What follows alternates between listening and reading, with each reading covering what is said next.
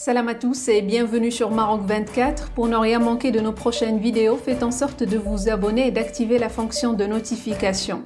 Aujourd'hui, on va aborder le cas énigmatique du ministre des Affaires étrangères algérien Ahmed Attaf, un homme cherchant à reléguer au second plan le spectre du massacre des BRICS. Une conférence de presse se révèle souvent comme une véritable caverne d'Ali Baba pour quiconque sait lire entre les lignes, car c'est dans le non-dit, dans ces ellipses chargées de sens que réside la vérité indicible. Soit par réticence, soit par dérobade, ces messages latents s'insinuent dans l'espace du discours public. Pour Attaf, l'Algérie émerge comme une oasis de sérénité au milieu d'un voisinage régional perturbé, que l'on pense au Soudan, au Tchad, au Niger ou au Sahara marocain.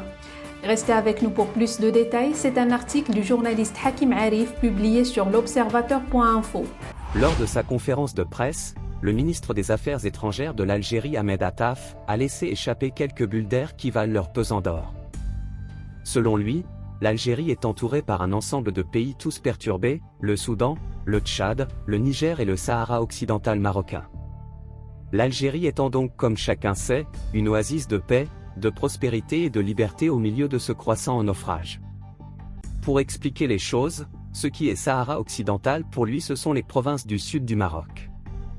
Et on peut inviter le ministre à un voyage d'Oujda jusqu'à la Guira pour lui permettre de démontrer aux journalistes mielleux de sa conférence que la région est perturbée, instable et donc invivable. S'il le souhaite, et pour ne pas lui rendre le voyage pénible, on peut éviter quelques aspects de l'instabilité comme la voie express Tiznit-Dakhla, les ports de l'Ayoun et Dakhla, les éoliennes, les usines de dessalement, les exploitations agricoles dans le désert et les restaurants. Nous ne sommes pas des tortionnaires pardis. À moins qu'il ne se suffise des communiqués de la milice du Polisario, ils en sont à plus de 1000, repris généreusement par l'agence de presse d'Algérie, qui raconte des offensives militaires qui laissent d'énormes dégâts humains et matériels marocains. Le Maroc, connaissant la mentalité de la junte au pouvoir, laisse faire. Après tout, si cela peut soulager quelques-uns, on ne veut priver personne. Le Maroc, connaissant la mentalité de la junte au pouvoir, laisse faire. Sur un autre sujet, en fait le cœur de la conférence, le ministre a annoncé que le président Abdelmadjid Tebboune a élaboré une proposition de sortie de crise pour le Niger, que lui, le ministre des Affaires étrangères va présenter et expliquer aux pays intéressés. En résumé, elle consiste en une période de transition de 6 mois. L'expérience algérienne en matière de paravent civil au régime militaire est excellente.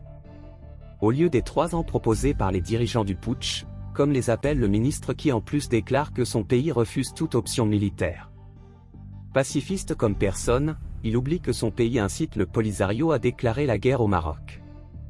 On ne sait pas si quelqu'un va se donner la peine de l'écouter, surtout après le verdict assassin des BRICS, qui a rejeté la demande d'adhésion de l'Algérie pour les motifs expliqués par l'impitoyable ministre russe des Affaires étrangères, Sergueï Lavrov. Pour faire partie des BRICS, il faut avoir du poids, de l'autorité et une position claire. Inutile d'aller plus loin.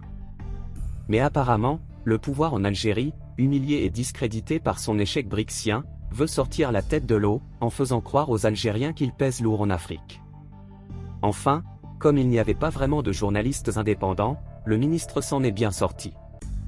J'y vois même le futur président de la République très démocratique et très populaire. Pour rester informé, je vous invite à regarder les vidéos Maroc 24 qui s'affichent sur votre écran.